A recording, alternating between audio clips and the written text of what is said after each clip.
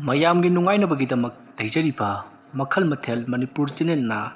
ꯃꯌꯥꯝꯕꯨ ꯏꯀꯣꯛꯅꯣꯟꯅ ꯈꯨꯔꯨꯝꯖꯔꯤ꯫ ꯉꯁꯤꯁꯨ ꯃꯌꯥꯝꯒꯤ ꯉꯥꯏꯍꯥꯛ ꯄꯣꯊꯥꯅꯕꯒꯤꯗꯃꯛꯇ ꯃꯃꯥꯡꯊꯛꯇ ꯇꯥꯍꯟꯖꯈꯤꯕ ꯃꯅꯤꯄꯨꯔꯤ ꯍꯣꯔꯔ ꯁ꯭ꯇꯣꯔꯤ ꯁꯥꯃꯤꯀꯣꯛ ꯍꯥꯏꯔꯤꯕ ꯋꯥꯔꯤ ꯑꯗꯨꯒꯤ 10ꯁꯨꯕ ꯇꯥꯡꯀꯛ ꯃꯌꯥꯝꯗ ꯈꯨꯗꯣꯜ ꯇꯝꯖꯔꯤ꯫ ꯃꯇꯧ ꯑꯁꯨꯝꯅ ꯄꯣꯏꯔꯩ ꯈꯣꯝꯕꯅ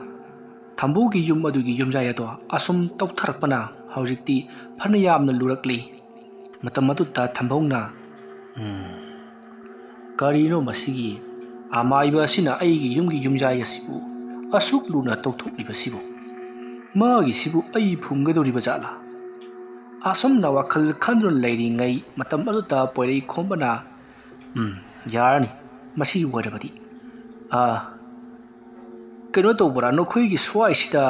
ꯄꯨꯈ꯭ꯔꯤꯒꯨꯝꯕ ꯂꯩꯕ꯭ꯔꯥ? ꯄꯨꯈ꯭ꯔꯤꯗꯨ ꯅꯧꯅ ꯇꯧꯕ ꯅꯠꯇꯕ ꯊꯥꯏꯅꯒꯤ ꯑꯍꯜꯁꯤꯡꯒꯤ ꯍꯥꯛꯇꯛꯇꯒꯤ ꯂꯩꯔꯛꯂꯕ ꯄꯨꯈ꯭ꯔꯤ꯫ ꯑꯗꯨꯝꯅ ꯍꯥꯏꯔꯛꯄꯗꯨꯗ ꯊꯝꯕꯧꯅ ꯂꯩꯕꯅꯤ ꯑꯣꯖꯥ, ꯑꯁꯤꯒꯤ ꯈꯨꯜꯁꯤꯗꯒꯤ ꯈꯔ ꯆꯠꯂꯒ ꯂꯩꯕꯅꯤ꯫ ꯑꯁꯨꯝꯅ ꯊꯝꯕꯧꯅ ꯃꯍꯥꯛꯀꯤ ꯃꯆꯥꯅꯨꯄꯥꯗ ꯃꯈꯣꯏꯅ ꯈꯪꯅꯕ ꯃꯐꯝ ꯑꯃꯕꯨ ꯇꯥꯛꯈ꯭ꯔꯦ꯫ ꯃꯇꯝ ꯑꯗꯨꯗ ꯄꯣꯏꯔꯩ ꯈꯣꯝꯕ ꯑꯃꯗꯤ ꯊꯝꯕꯧꯒꯤ ꯃꯆꯥꯅꯨꯄꯥ ꯑꯍꯜ ꯑꯗꯨꯒ ꯄꯨꯟꯅ ꯇꯧꯗꯨꯅ ꯄꯨꯈ꯭ꯔꯤ ꯑꯗꯨꯗꯒꯤ ꯏꯁꯤꯡ ꯑꯗꯣ ꯁꯣꯛꯄ ꯂꯥꯛꯂꯤ꯫ ꯃꯇꯝ ꯑꯗꯨꯗ ꯄꯣꯏꯔꯩ ꯈꯣꯝꯕꯒ ꯆꯠꯃꯤꯟꯅꯔꯤꯕ ꯅꯤꯄꯥ ꯅꯍꯥ ꯊꯝꯕꯧꯒꯤ ꯃꯆꯥꯅꯨꯄꯥ ꯑꯍꯜ ꯑꯗꯨꯅ ꯏꯄꯨ, ꯂꯩꯋꯥ ꯃꯟꯇ꯭ꯔ ꯚꯨꯠ ꯄ꯭ꯔꯦꯠ ꯂꯥꯏ ꯍꯥꯏꯕꯁꯤꯕꯨ ꯇꯁꯦꯡꯅ ꯂꯩꯕ꯭ꯔꯣ? ꯂꯩꯅꯦ ꯏꯕꯨꯡꯉꯣ, ꯀꯔꯤꯒꯤ ꯂꯩꯇꯅꯤ? ꯂꯩꯕꯗꯨꯅꯕꯨ ꯅꯈꯣꯏꯒꯤ ꯈꯨꯜ ꯑꯁꯤꯗ ꯇꯝꯅꯔꯤꯕ ꯑꯋꯥ ꯑꯅꯥ ꯇꯥꯍꯜꯂꯤꯕꯁꯤꯗꯤ ꯂꯩꯇ꯭ꯔꯒꯗꯤ ꯀꯗꯥꯏꯗꯒꯤ ꯂꯥꯛꯂꯒ ꯇꯥꯍꯟꯒꯅꯤ? ꯑꯗꯨ ꯏꯄꯨ, ꯑꯩꯈꯣꯏꯒꯤ ꯈꯨꯜꯗ ꯁꯥ ꯑꯃ ꯃꯤ ꯃꯥꯟꯕ ꯑꯃ ꯆꯠꯂꯤꯕꯁꯤꯕꯨ ꯀꯃꯥꯏꯅ ꯇꯧꯕꯖꯥꯠꯅꯣ? ꯃꯁꯤꯕꯨ ꯇꯁꯦꯡꯅ ꯃꯤꯗꯒꯤ ꯑꯣꯜꯂꯤꯕ꯭ꯔꯥ ꯅꯠꯇ꯭ꯔꯒꯅ ꯊꯕꯥꯇꯣꯟꯒꯤ ꯋꯥꯔꯤꯗ ꯌꯥꯎꯕ ꯀꯕꯨꯛ ꯀꯧꯋꯩꯕ ꯍꯥꯏꯕꯗꯨꯔꯣ? ꯀꯕꯨꯛ ꯀꯧꯋꯩꯕ ꯍꯥꯏꯕꯗꯨꯁꯨ ꯃꯈꯜ ꯑꯃꯅꯤ, ꯑꯗꯨꯒ ꯅꯈꯣꯏꯒꯤ ꯈꯨꯜ ꯑꯁꯤꯗ ꯑꯣꯟꯗꯨꯅ ꯍꯦꯛ ꯍꯦꯛ ꯂꯥꯛꯂꯤꯕ ꯑꯁꯤꯅ ꯃꯈꯜ ꯑꯃꯅꯤ, ꯃꯈꯜ ꯃꯥꯟꯅꯗꯦꯀꯣ? ꯏꯄꯨ, ꯀꯔꯝꯍꯥꯏꯅ ꯇꯧꯕꯖꯥꯠꯅꯣ ꯃꯈꯜ ꯇꯣꯡꯉꯥꯜꯂꯦ ꯍꯥꯏꯔꯤꯕꯁꯤꯕꯣ? ꯀꯕꯨꯛ ꯀꯧꯋꯩꯕ ꯍꯥꯏꯔꯤꯕ ꯑꯗꯨꯗꯤ ꯃꯍꯥꯛꯇꯤ ꯁꯥꯒꯤ ꯋꯥꯈꯜ ꯑꯗꯨꯃꯛ ꯆꯦꯜꯂꯒ ꯂꯩ꯫ ꯃꯤꯒꯤ ꯋꯥꯈꯜ ꯆꯦꯜꯂꯕꯁꯨ ꯃꯍꯥꯛꯇꯤ ꯋꯥꯈꯜ ꯈꯟꯊꯕ ꯉꯝꯗꯦ, ꯌꯥꯝꯅ ꯄꯪꯉꯤ꯫ ꯑꯗꯨꯗꯨꯒ ꯅꯈꯣꯏꯒꯤ ꯂꯩꯀꯥꯏ ꯑꯁꯤꯗ ꯂꯩꯔꯤꯕ ꯅꯈꯣꯏꯅ ꯁꯥꯃꯤꯀꯣꯛ ꯍꯥꯏꯔꯒ ꯈꯪꯅꯔꯤꯕ ꯁꯥ ꯑꯁꯤꯗꯤ ꯃꯤꯑꯣꯏꯕꯒꯤ ꯂꯧꯁꯤꯡꯗꯒꯤ ꯃꯥꯅ ꯍꯦꯟꯅ ꯁꯤꯡꯕ ꯍꯦꯜꯂꯤ, ꯑꯗꯨꯒ ꯃꯄꯥꯡꯒꯜ ꯀꯟꯕꯗ ꯅꯠꯇꯅ ꯁ꯭ꯋꯥꯏ ꯃꯥꯡꯕ ꯉꯝꯕꯒꯤ ꯂꯩꯋꯥ ꯃꯟꯇ꯭ꯔ ꯃꯉꯣꯟꯗꯁꯨ ꯄꯥꯏꯔꯤꯕꯅꯤ꯫ ꯃꯔꯝ ꯑꯗꯨꯅ ꯃꯍꯥꯛꯄꯨ ꯄꯥꯟꯅꯕ ꯊꯦꯡꯅꯕ ꯍꯥꯏꯕꯁꯤ ꯑꯂꯥꯏꯕ ꯑꯃꯗꯤ ꯅꯠꯇꯦꯀꯣ? ꯑꯗꯨꯒꯤꯁꯨ ꯃꯊꯛꯇ ꯅꯈꯣꯏꯅ ꯈꯪꯒꯗꯕꯗꯤ ꯍꯥꯏꯔꯤꯕ ꯁꯥ ꯑꯁꯤ ꯏꯆꯝ ꯆꯝꯕ ꯁꯥ ꯑꯃ ꯅꯠꯇꯦ꯫ ꯃꯍꯥꯛꯁꯤ ꯃꯥꯅ ꯆꯥꯕ ꯃꯇꯝꯗ ꯑꯄꯦꯜꯂꯥꯏ ꯆꯨꯗꯕ, ꯃꯕꯨꯛ ꯊꯟꯕꯁꯨ ꯅꯥꯏꯗꯕ, ꯆꯥꯔꯤ ꯃꯈꯩ ꯑꯗꯨꯃꯛ ꯆꯟꯕ ꯁꯥ ꯃꯈꯜ ꯑꯃꯅꯤ꯫ ꯑꯗꯨꯒꯤꯁꯨ ꯃꯊꯛꯇ ꯍꯥꯏꯔꯤꯕ ꯁꯥ ꯑꯁꯤꯕꯨ ꯅꯍꯥꯛꯅ ꯑꯣꯛꯅꯔꯨꯔꯕꯗꯤ, ꯊꯦꯡꯅꯔꯨꯔꯕꯗꯤ ꯃꯍꯥꯛꯅ ꯆꯥꯕ ꯈꯣꯠꯄ ꯑꯃꯗꯤ ꯆꯤꯛꯄ ꯅꯠꯇꯕ ꯃꯍꯥꯛꯄꯨ ꯍꯦꯛ ꯎꯔꯨꯕ ꯃꯤꯀꯨꯞ ꯑꯃꯛꯀꯗ ꯅꯍꯥꯛ ꯑꯁꯤ ꯃꯤꯍꯨꯟ ꯆꯣꯏꯗꯨꯅ ꯃꯍꯥꯛꯀꯤ ꯑꯀꯤꯕ ꯁꯛꯇꯝ ꯑꯗꯨꯗ ꯅꯍꯥꯛ ꯋꯥꯟꯊꯗꯨꯅ ꯅꯄꯨꯟꯁꯤ ꯆꯨꯞꯄ ꯄꯨꯡꯉꯥꯎ ꯉꯥꯎꯒꯗꯧꯔꯤꯕꯅꯤ꯫ ꯃꯔꯝ ꯑꯗꯨꯅ ꯌꯥꯔꯤꯕ ꯃꯈꯩ ꯃꯍꯥꯛꯄꯨ ꯊꯦꯡꯅꯗꯅꯕ ꯍꯣꯠꯅꯒꯗꯕꯅꯤꯀꯣ? ꯍꯣꯏ ꯏꯄꯨ, ꯑꯗꯣ ꯏꯄꯨ, ꯑꯩꯁꯨ ꯁꯥꯃꯤꯀꯣꯛ ꯑꯣꯟꯕ ꯌꯥꯔꯣꯏꯗ꯭ꯔꯣ? ꯏꯍꯦ, ꯅꯪꯕꯨ ꯁꯥꯃꯤꯀꯣꯛ ꯍꯥꯏꯔꯤꯕ ꯁꯥꯗꯨ ꯑꯣꯟꯅꯤꯡꯕ꯭ꯔꯥꯅꯦ? ꯍꯣꯏ ꯏꯄꯨ, ꯑꯩ ꯇꯁꯦꯡꯅ ꯑꯣꯟꯅꯤꯡꯉꯤ꯫ ꯑꯩꯅ ꯅꯪꯒꯤ ꯆꯥꯡꯌꯦꯡ ꯑꯃ ꯇꯧꯕꯤꯒꯦꯀꯣ, ꯑꯗꯨꯒ ꯑꯣꯟꯕ ꯌꯥꯒꯅꯤ꯫ ꯑꯣꯟꯊꯣꯛ ꯑꯣꯟꯁꯤꯟ ꯀꯔꯤꯒꯤ ꯌꯥꯔꯣꯏꯗꯧꯔꯤꯅꯣꯅꯦ? ꯂꯥꯏꯈ꯭ꯔ ꯋꯥꯅꯤꯗ꯫ ꯁꯦ ꯅꯪꯅ ꯍꯥꯏꯕ ꯄꯨꯈ꯭ꯔꯤ ꯑꯗꯨꯕꯨ ꯀꯔꯥꯏꯅꯣꯅꯦ? ꯏꯄꯨ, ꯇꯨ ꯑꯁꯤꯗ ꯂꯩꯔꯤꯕꯁꯤꯅꯤ꯫ ꯏꯁ, ꯃꯁꯤꯗꯤ ꯑꯣꯟꯊꯣꯛꯅ ꯃꯣꯠꯁꯜꯂꯦꯗ꯫ ꯏꯄꯨ, ꯑꯁꯤꯗꯤ ꯄꯤꯛꯄꯅꯤꯅ ꯀꯅꯥꯝꯅꯁꯨ ꯁꯤꯖꯤꯟꯅꯕꯤꯗ꯭ꯔꯦ꯫ ꯑꯁꯣꯝ ꯊꯪꯕ ꯅꯥꯀꯜꯂꯣꯝꯗ ꯑꯆꯧꯕ ꯑꯃꯗꯤ ꯂꯩ, ꯑꯗꯨꯝꯕ ꯆꯠꯁꯤꯔꯥ? ꯅꯧꯅ ꯇꯧꯕ ꯄꯨꯈ꯭ꯔꯤꯗꯗꯤꯅꯦ ꯂꯥꯏ ꯂꯩꯇꯦ꯫ ꯍꯥꯟꯅꯅ ꯍꯥꯏꯕꯗꯤ ꯆꯍꯤ 50, 60, 100 ꯁꯨꯔꯕ ꯄꯨꯈ꯭ꯔꯤꯗꯣ ꯑꯗꯨꯗꯕꯨ ꯂꯥꯏ ꯂꯩꯕꯒꯤ ꯋꯥꯅꯤ꯫ ꯂꯥꯎ, ꯑꯩ ꯊꯕꯛ ꯑꯃ ꯇꯧꯒꯦꯀꯣ? ꯑꯁꯨꯝꯅ ꯍꯥꯏꯔꯒ ꯊꯝꯕꯧꯒꯤ ꯃꯆꯥꯅꯨꯄꯥ ꯑꯗꯨꯒꯁꯨ ꯄꯨꯈ꯭ꯔꯤ ꯑꯗꯨꯗ ꯄꯨꯟꯅ ꯀꯨꯝꯊꯃꯤꯟꯅꯔꯛꯂꯤ꯫ ꯑꯗꯨꯒꯤ ꯃꯇꯨꯡꯗ ꯄꯣꯏꯔꯩ ꯈꯣꯝꯕꯅ ꯄꯨꯈ꯭ꯔꯤ ꯑꯗꯨꯒꯤ ꯏꯁꯤꯡ ꯑꯗꯨꯗ ꯃꯍꯥꯛꯅ ꯌꯥꯝꯅ ꯃꯨꯟꯅ ꯌꯦꯡꯂꯤ꯫ ꯄꯨꯈ꯭ꯔꯤ ꯑꯗꯨꯒꯤ ꯏꯁꯤꯡꯗꯣ ꯑꯁꯨꯛꯀꯤ ꯃꯇꯤꯛ ꯃꯣꯠꯂꯤ꯫ ꯄꯨꯈ꯭ꯔꯤ ꯑꯗꯨꯗ ꯐꯠꯇ ꯍꯥꯎꯊꯤ ꯀꯌꯥ ꯑꯃꯁꯨ ꯊꯥꯗꯕꯅ ꯃꯔꯝ ꯑꯣꯏꯔꯒ ꯄꯨꯈ꯭ꯔꯤ ꯑꯗꯨꯒꯤ ꯏꯁꯤꯡ ꯑꯗꯣ ꯌꯥꯝꯅꯁꯨ ꯃꯣꯠꯄꯗ ꯅꯠꯇꯅ ꯃꯨꯁꯜꯂꯕꯅꯤ꯫ ꯃꯇꯝ ꯑꯗꯨꯗ ꯊꯝꯕꯧꯒꯤ ꯃꯆꯥꯅꯨꯄꯥ ꯑꯍꯜ ꯑꯗꯨꯗꯤ ꯍꯪꯒꯣꯏꯒꯨꯝ ꯀꯔꯤꯒꯨꯝ ꯃꯄꯥꯟ ꯑꯗꯨꯗ ꯀꯨꯝꯊꯔꯛꯎ ꯍꯥꯏꯕ ꯌꯥꯗꯦ꯫ ꯇꯣꯔꯕꯥꯟ ꯑꯗꯨꯒꯤ ꯈꯔ ꯀꯥꯈꯠꯂꯒ ꯂꯦꯞꯂꯒ ꯑꯗꯨꯃꯛ ꯂꯩꯔꯤ꯫ ꯃꯇꯝ ꯑꯗꯨꯗ ꯄꯣꯏꯔꯩ ꯈꯣꯝꯕꯅ ꯃꯈꯨꯠꯇ ꯂꯩꯋꯥ ꯑꯃ ꯁꯣꯜꯂꯒ ꯄꯨꯈ꯭ꯔꯤ ꯑꯗꯨꯒꯤ ꯏꯁꯤꯡꯒꯤ ꯏꯃꯥꯏ ꯑꯗꯨꯗ ꯈꯨꯄꯥꯛ ꯑꯗꯨꯅ ꯇꯞꯅ ꯊꯝꯃꯤ꯫ ꯑꯗꯨꯝꯅ ꯍꯦꯛ ꯊꯝꯈꯤꯕꯗꯒꯤꯗꯤ ꯄꯨꯈ꯭ꯔꯤ ꯑꯗꯨꯅ तौबा कुइरिङै मतमदा ओइखिबा सक्तम मदो हौजिक्ति ओनख्रे थम्बौगी मचानुपा अहल अदुदि ngakpada thengkhre पुखरी अदो अथोक्नसु फजख्रे पुखरी अदुगी फजरबा संट्रिक संगबा वाना थोंग्रा ओइरि पुखरी अदुगी निंगनिक लाउना चोलबा संट्रिक संगलबा इसिंग अदु उरुबदा खौरांबा पोकली अदुदुगा पुखरी अदुगी मताई खर ओइरपना नुपी अमसु इसिंग अदुता हंगाम सामली मदु उबता थम्बौगी मचानुपा अहल अदोना परपर कुमथरकलगा इपु करिनु तौरिबसिबो मफम मसी अतोपा मालेम अमा ओनख्रे मसीनी बुंगो लेवा मंत्र नंगम्बा हाइबसी पुखरी असिना ngahano wai नौरिङैगी मतमदा फजखिबा सक्तम मदुनि अइना नोंगदा उहल्लिबसी नाहने अइना लेवा अमा सोलक्के मसीदगिदि नाहक वांगंबा याररोय होरेन अइना नाहकि नामाइदा इसिंग खिक्तिलक्ट्रिबु फावबदी नाहक तुमिना दमक लैगदबनिको फरे फरे तुमिना फामु अइ थबक खरा तौगे असोमना हाइरगा महागना इसिंग अदुगी इरोनु अदुत्ता महाकी मकुट अदुगी खुनिंग फावबा थिंजनख्रे अदुगा महाकी मकुट अदुत्ता करिगुम्बा लेवा खरा सोंदुना मकुट अदुना अमुक पाइसन अमुक तिंगथोक तौरी आदुमने हेक तौरकपगा महाकी खुसा मंगा अदुना पुखरी अदुत्ता लैरिबा करिनो खंगतबा मुसिन मुबा मैखु हाइगद्रा करि हाइगदबनो इसिंग मचुम हाइगद्रा कया अमा महाकी मकुट अदुत्ता जरा जरा चंगबा हौरकली आदम तौरपदुदा पोरी खोम्पा मसादो यामना हाइनदबा यामना नाबगी मवोंगदा महाक तौरी अदुबु महाक कन्ना खांजली असुमना महाना तौबु हेक लोइबगा ngसाइदगी फजरम पुखरी अदो जरा जरा जरा असुम थिजलक्तुना हौजिक्ति ख्वाइदगी मसक थीबा हाइबदो ओइख्रे थम्बौगी मचा नुपाना खुल अदुदा लेरकप मतम हाइबदी मकोइ अदिना लाक मतमदा ओइरंबा सक्तम अदुदा हंजनख्रे मसीदगी पोइरई खोम्पा मकुट अदो सट सटकली अरुदुगा महाकी मकुट ओइना अदुना पुखरी अदुगी इसिंग खरा कल्लगा महाकी मनाक्ता ममित उसिनुल लैरिबा थम्बौगी मचानुपा अदुता इसिंग अदो खिचल्ली मसीदगी ममित अदो खंगपांग पांगथोरकपदा पोइरई खोमना इबुंगो चलसिलाओ मफम मसिद कुइना लैगनु पुखरी सि इसिंग सि खुदक असिदा मई हौना सरकलगनी मैना ngरंग ngरंग चाकतौरिबनी असुमना हाइरपदा थम्बौगी मचानुपादो थाजबंगलमदी मफम अदुदा लैरिबसी असंगबा पाम्बिसिंग अमदी हानौसिंग ngaktani aduga पुखरी अदुदा इसिंगसु लैरिबनी मतौ करमना मफम मसे मई चाकतौरिबनो हाइदुना अदुगदी पोइरई खोम्बा अमदी थम्बौगी मचानुपा मखोइ अनिना मफम अदुगी खोंका मरी मंगा हेक थांगतोरपगदी मफम अदो परलोई मतौगुम मई बंग लाउना हौदुना चाख्री मई अदुना खंगचाक चाकपकी मखोल अदुता थम्बौगी मचानुपा अदो खंगप्रेक फंगलिबनी मसीदगी पोइरई खोमना तुंगदा हन्ना येंगलगनु चलसिलाओ हाइदुना गम गम अदुमक लाकमिनरी असुम लाकपना हौजिक्ति पोइरई खोम्बा थम्बौगी मयुम जरोक्लै मतम मदुत्ता थम्बौदा हाय नंगी नसा नुपा सिसु माइबा तमनिंगे हाइरिने कमदौसिगे असुमना हाइरकपदा थम्बौना करी कारणबा तमलुनु इबुंगो यामना वाबनी हाइदुना थम्बौना हाइरि मतम मदुदा पोइरई खोम्बा वाफम मदु हाइरंबा खतनी महाक्ति मारा तौरिबा को मदुगी मनाक्ता पर चंगसनख्रे अरदुगा महाकी मकुत्तगी महाना सोगलखिबा हाइगद्रा महाकी खुसादा सुबसलखिबा इसिंग मया मदो को मदुदा जुरो जुरो लोइनम हाइथरकली मदु उबदा थम्बौ अमदि लैरिबा मी पुनमक पुंगा ngai मरुओइना थम्बौगी मचानुपादो ngakpada थेंगलै पोइरई खोमगी महै असिदा मसिदगिदि पोइरई खोमना महाना पोरकपा इसिंग अमुबा सिंग अदुता कोमदुदगी फंखिबा लैबाक ngangli ngangli तौबसिंग अदुगा तोटखाइमिनरी आसमना तोलो मतुंगदा महांगना यामना टिकटक तौबा बोलगुमना मतुम ताबा अमा सेमख्रे अदुगा महांगना मतुम ताबा पोसक अदुदा महांगना मुन्ना येंगलगा सी वरदी यारनी आसमना मदो लैमाई कोमरुदगी लौखलकलगा कोमदो अमुक फुंजनखी आसमना तौरपदुदा थम्बौना ओजा ओजना तौबिरिबा सिबु करिनो आइसु बाप अमता ताजद्री मसीदि अमुक्ता फावबु उखिद्री आदुमना हाइरपदा पोइरई खोम्बा मकुट मसा सेंगना हमतोक्लगा महांगना हौजिक मतुम तारिबा उल्दु मतुम अदो महांगना फी अमना योमसनख्रे अदुगा सेक्सिना काचल अमदा थम्मी अदुगा अंगांगसिंदा मसी सोकनु पाइगनु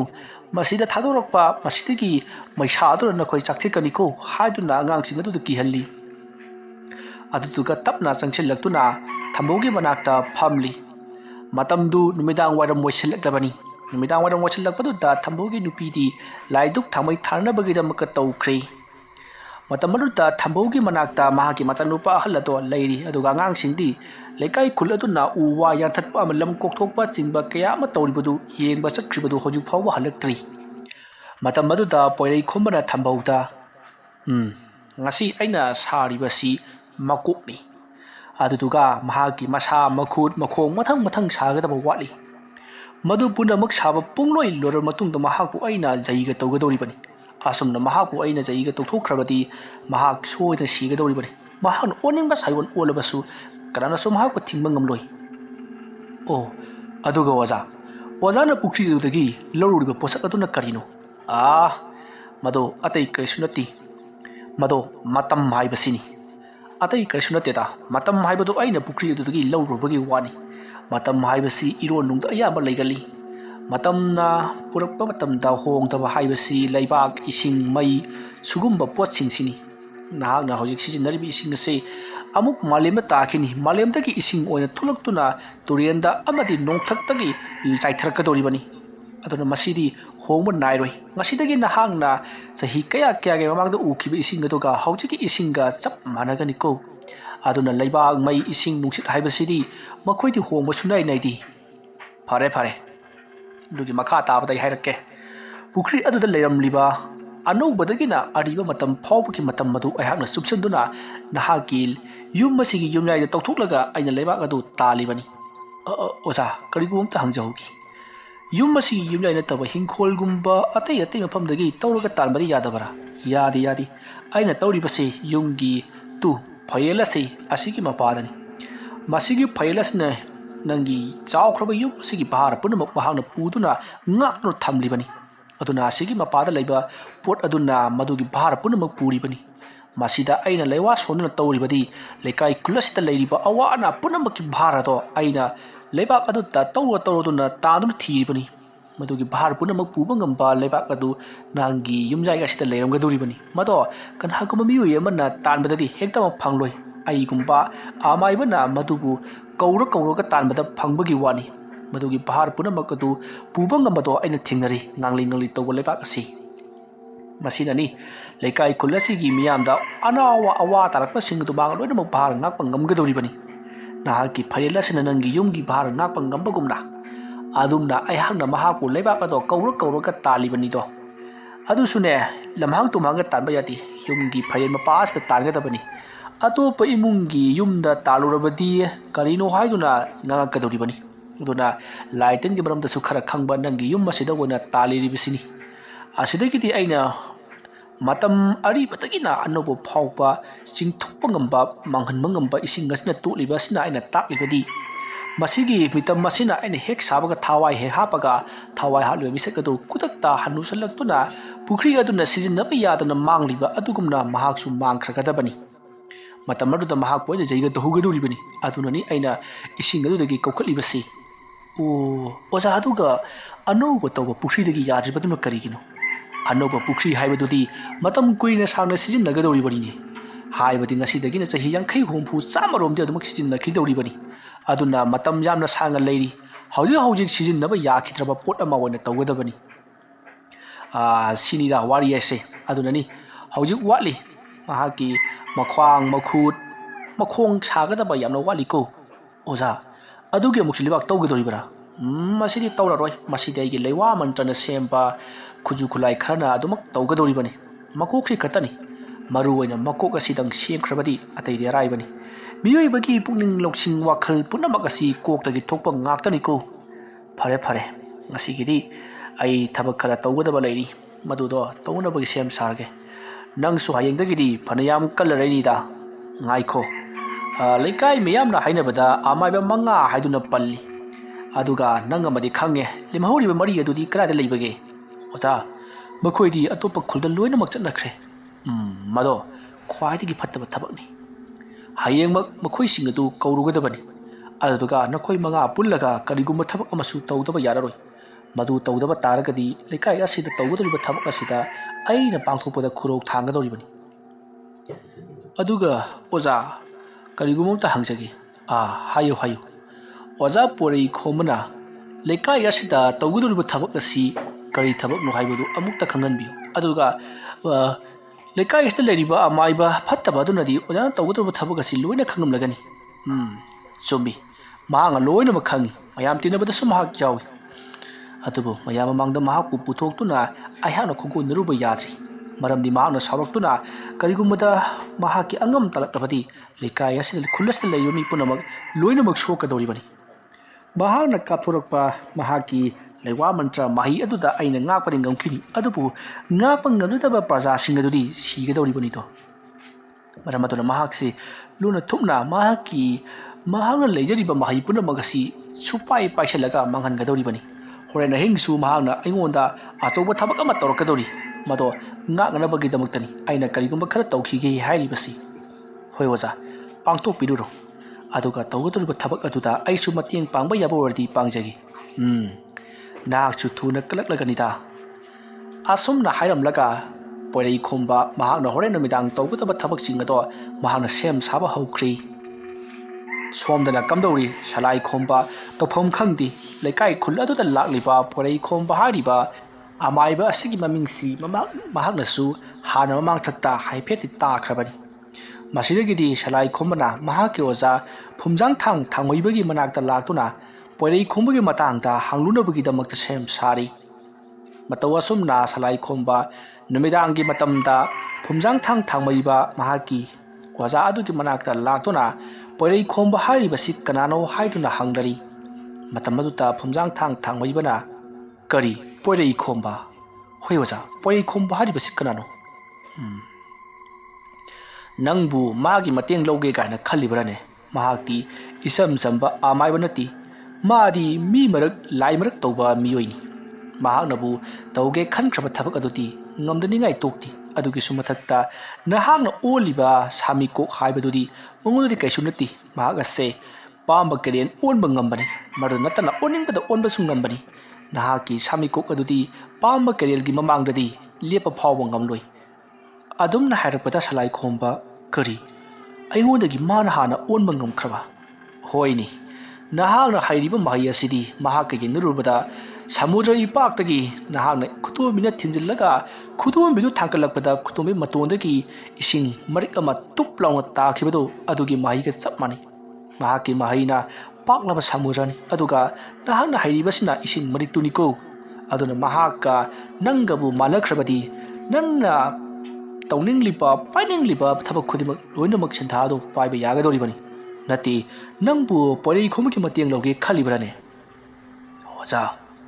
aina porei khomgi mateng logi khanba nati porei khoma masamag aiga mayok nanabagi damakta khul aduda thunghore ka kari porei khoma nangge mayokta laikhre haiba adudi khwaidi luba thabak ni ibongo kamdawni oza isu salai khoma ni kedoroge aina mahapu ilai lai na mathiba pigani leiwa mantrana mahapu mathiba piba ngamdrabasu aina nepa khunek na mahapu namtuna halangani oi salai khomba oza nahakna porei khombasi icham chamba mi amani haina khallibra mangtung loina makhangba ngamba yangna mafam yowba ngamba misakni nahakna aiki nakta laktuna wa tanariba simak ngasaina mahakti khanglam lagani kari haiba oza adudi mahaksi lai tarene oza nangonda ina hausikta haikrabadudi mahak mi marak lai marak ni haiduna oh adudi oza aina mahapu thingnaba ngamge hairabadi kanage mateng logani adudi ai haige taw mafam masidagi khun ani ohum lalaga chatlaga khul ama lei hariba khul adutta amaiba ama lei hariba amaiba aduga nahakka yanaduna porei khombagi mathakta landa sallabadi haibadi mahana tawriba thabak aduta nahakna yetpa amati dangna pamlaba thabak asi tawrabadi soidana mai pakani oh adudi oja miyoi adugi maming kari kawbage aduga mafam aduda chatlaga aina mahakpu kamdongma thigani ai haye munataw miyoi adugi maming aina nongonda hana haijingai ki mamangda nahakna miyoi ado thiba ngamgani ngamloi haibasi aina khangdri adugi sumatakta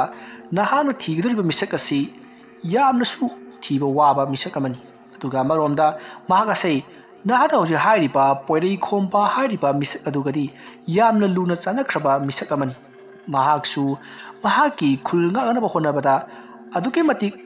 mahai haikraba amaiba ama oina liramlibani mahaka nangi hojik hariba poirei khomba hariba misak adugasu hana mamang thakta thingnakrabani lan thingnakrabani oh oja misak adugi maming kari kawbagi misak adugi maming Tobi Yangjun kawi oh adudi mahak si aikhoigi sumi mahak aikhoiga furup pundi atopa furup amani duga mahak asi khwaidagi mahai heiba miyo yamani mahak jingnung amata hauji su lotona damak lairi mahak unaraga nahangna porei khomagi mathakta nahangna tawning thabak khodimak tawba yaga dawribani oh phare waja ai thabak adomak pangthoklagi masidagi khul khara chatlaga lei haiba khul amata ganati ani ahum chatlaga leiga dawribani porei khomna leiriba khul adudagi irap laptana damak leirabani asumna phumjang thang thangmhaibana Tobi Yangjunna hojik leiriba sing adugi maramda takre salai khombasu mahaki sagol ado thoduna ngasimak chatlagani haiduna mahak sem saki masidagi di salai khomba mayum lomda halakli numit ado nungthi nomangi matam maruda salai khombana hojik aina ahing ngasida chatlabadi mafam mara amata khanglaroi adona nongalaga wena chatlagi tuga aigi waja phumjang thang thangmhaibana haiba porei khombagi mahai asi ai thajaba ngamdi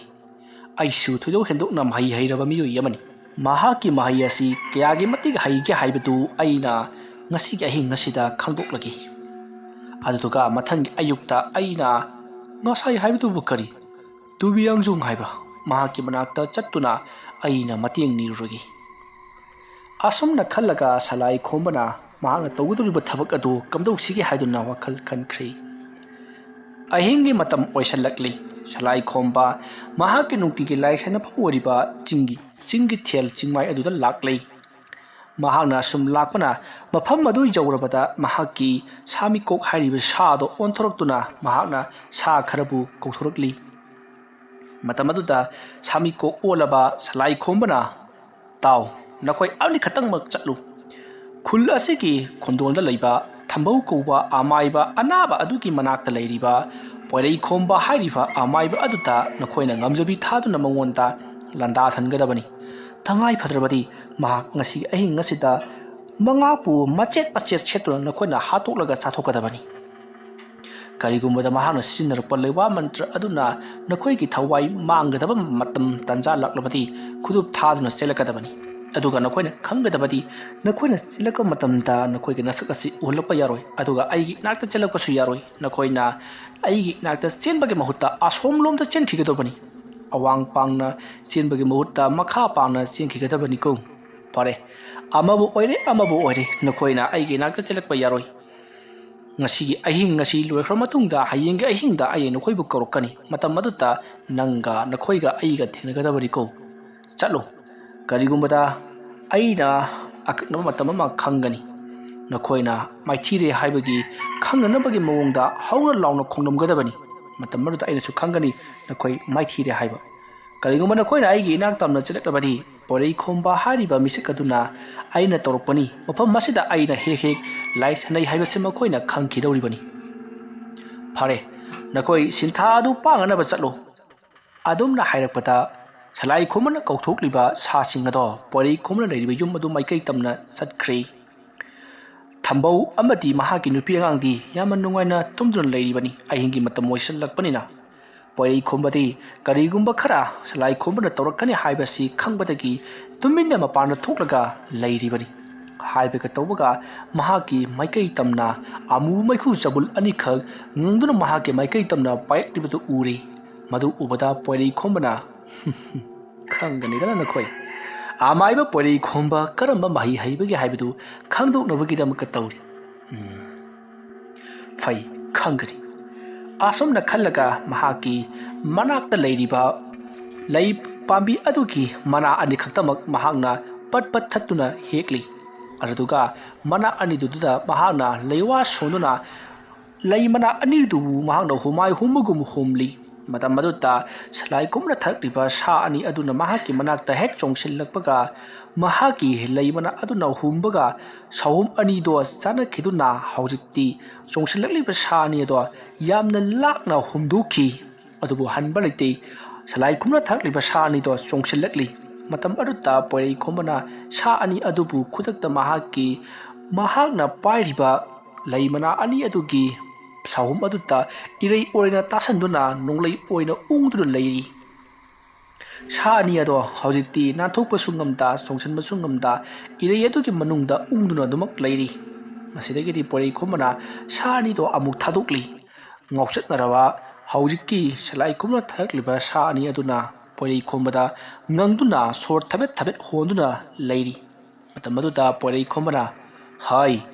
ꯅꯈꯣꯏꯗꯤ ꯁꯔꯣꯏ ꯉꯥꯔꯣꯏ ꯇꯤꯃꯨ ꯂꯥꯏꯃꯨꯅꯤꯗꯣ ꯑꯗꯨꯅ ꯑꯩꯒ ꯂꯝꯕꯥ ꯇꯧꯕꯗ ꯈꯔ ꯅꯣꯛꯀꯅꯤ ꯑꯗꯨꯒ ꯅꯈꯣꯏꯕꯨ ꯊꯥꯔꯛꯂꯤꯕ ꯑꯃꯥꯏꯕ ꯑꯗꯨꯗ ꯍꯥꯏꯔꯨ ꯅꯍꯥꯛꯅ ꯇꯧꯔꯤꯕ ꯊꯕꯛ ꯑꯁꯤ ꯈꯔ ꯄꯤꯛꯂꯤ ꯁꯤꯗꯒꯤ ꯍꯦꯟꯅ ꯆꯥꯎꯕ ꯊꯕꯛ ꯑꯃ ꯑꯩꯉꯣꯟꯗ ꯊꯥꯔꯛꯎ ꯃꯗꯣ ꯑꯩꯅ ꯇꯔꯥꯝ ꯑꯣꯛꯅꯅꯕꯒꯤꯗꯃꯛꯇ ꯁꯦꯝ ꯁꯥꯔꯤ ꯍꯥꯏꯌꯨ ꯑꯗꯨꯒ ꯃꯁꯤꯒꯤ ꯆꯩꯅꯥ ꯑꯁꯦ ꯃꯉꯣꯟꯗ ꯄꯤꯔꯨꯁꯨ ꯑꯁꯨꯝꯅ ꯍꯥꯏꯔꯝꯂꯒ ꯃꯍꯥꯛꯀꯤ ꯄꯨꯛꯆꯦꯠꯇ ꯌꯦꯞꯄ ꯂꯤꯒꯤ ꯁꯥꯖꯩ ꯑꯃ ꯂꯧꯊꯣꯔꯛꯂꯤ ꯑꯗꯨꯒ ꯃꯍꯥꯛꯅ ꯃꯔꯥꯏꯕꯛꯇ ꯀꯠꯂꯒ ꯂꯩꯋꯥ ꯑꯃ ꯁꯣꯟꯗꯨꯅ ꯁꯂꯥꯏ ꯈꯣꯏꯔꯝꯕꯅ ꯊꯥꯔꯛꯂꯤꯕ ꯁꯥ ꯑꯅꯤꯒꯤ ꯃꯪꯌꯥꯡꯂꯦꯟ ꯑꯗꯨꯗ ꯑꯅꯤꯔꯛ ꯀꯟꯈꯤ ꯉꯥꯎꯆꯠꯅꯕꯅ ꯅꯥꯕꯅ ꯉꯥꯎꯔꯕ ꯁꯥ ꯑꯅꯤꯗꯣ ꯍꯧꯖꯤꯛꯇꯤ ꯌꯥꯝꯅ ꯀꯟꯅ ꯈꯣꯡꯂꯝꯂꯒ ꯃꯥꯏꯀꯩ ꯁꯂꯥꯏ ꯈꯪꯗꯅ ꯆꯦꯟꯈ꯭ꯔꯦ ꯃꯇꯝ ꯑꯗꯨꯗ ꯁꯂꯥꯏ ꯈꯣꯝꯕꯅ ꯈꯪꯂꯤ ꯍꯧꯖꯤꯛꯇꯤ ꯁꯥ ꯑꯅꯤꯗꯣ ꯃꯥꯏꯊꯤꯔꯦ ꯍꯥꯏꯕ ꯂꯥꯎ ꯈꯣꯡꯗꯨꯅ ꯆꯦꯟꯈ꯭ꯔꯦ ꯍꯥꯏꯕꯁꯦ ꯃꯍꯥꯛꯅꯁꯨ ꯈꯪꯈꯤ ꯃꯁꯤꯗꯒꯤꯗꯤ ꯁꯂꯥꯏ ꯈꯣꯝꯕ ꯃꯌꯨꯝ ꯂꯣꯝꯗ ꯍꯟꯒꯦ ꯍꯥꯏꯗꯨꯅ ꯇꯧꯔꯛꯄꯗ ꯁꯥ ꯑꯅꯤ ꯑꯗꯣ ꯁꯂꯥꯏ ꯈꯣꯝꯕꯒꯤ ꯑꯃꯅ ꯃꯥꯡ ꯑꯃꯅ ꯇꯨꯡꯗ ꯊꯠꯇꯨꯅ ꯉꯪꯗꯨꯅ ꯃꯌꯥ ꯂꯥꯎꯅ ꯀꯥꯊꯣꯛꯇꯨꯅ ꯃꯃꯤꯠ ꯑꯗꯣ ꯉꯛꯁꯪ ꯉꯥꯡꯅ ꯃꯁꯥꯗꯒꯤ ꯑꯃꯨꯕ ꯃꯩꯈꯨ ꯆꯕꯨꯟ ꯀꯥꯗꯨꯅ ꯉꯪꯗꯨꯅ ꯆꯣꯡꯁꯤꯜꯂꯛꯄꯒꯤ ꯃꯑꯣꯡꯗ ꯍꯧꯖꯤꯛ ꯀꯨꯟꯊꯔꯗꯨꯅ ꯉꯥꯏꯗꯨꯅ ꯂꯩꯈꯤ ꯃꯇꯝ ꯑꯗꯨ ꯁꯂꯥꯏ ꯈꯣꯝꯕꯅ ꯈꯪꯂꯤ ꯀꯔꯤꯒꯨꯝꯕ ꯈꯔꯗꯤ ꯁꯣꯏꯗꯅ ꯇꯧꯔꯝꯂꯒꯅꯤ ꯍꯥꯏꯕꯁꯤ ꯑꯗꯨꯕꯨ ꯁꯂꯥꯏ ꯈꯣꯝꯕꯅ ꯐꯥꯊꯅꯕꯒꯤꯗꯃꯛꯇ ꯅꯈꯣꯏ ꯀꯩꯗꯧꯔꯕꯒꯦ ꯍꯥꯏꯗꯨꯅ ꯃꯈꯨꯠ ꯑꯅꯤꯗ ꯇꯤꯡꯊꯣꯛꯇꯨꯅ ꯈꯟꯗꯨꯅ ꯂꯩꯔꯤꯉꯩ ꯁꯥ ꯑꯅꯤꯗꯨꯅ ꯁꯂꯥꯏ ꯈꯣꯝꯕꯒꯤ ꯃꯈꯧꯔꯤ ꯑꯃꯗꯤ ꯃꯈ꯭ꯋꯥꯡ ꯇꯝꯅ ꯆꯣꯡꯁꯤꯜꯂꯛꯈꯤ ꯋꯥꯔꯤ ꯑꯁꯤꯒꯤ 10ꯁꯨꯕ ꯇꯥꯡꯀꯛ ꯃꯇꯥꯡ ꯑꯁꯤꯗ ꯂꯣꯏꯁꯤꯟꯖꯔꯤ ꯃꯊꯪꯒꯤ ꯇꯥꯡꯀꯛꯇꯅ ꯀꯥꯟꯇꯤ ꯀꯝꯗꯧꯔꯛꯄꯒꯦ ꯍꯥꯏꯕꯗꯨ ꯃꯌꯥꯝ ꯄꯨꯟꯅ ꯑꯃꯨꯛ ꯉꯥꯏꯃꯤꯟꯅꯔꯁꯤ ꯃꯌꯥꯝꯕꯨ ꯑꯔꯣꯏꯕꯗ ꯑꯃꯨꯛꯀ ꯍꯟꯅ ꯈꯨꯔꯨꯝꯖꯔꯤ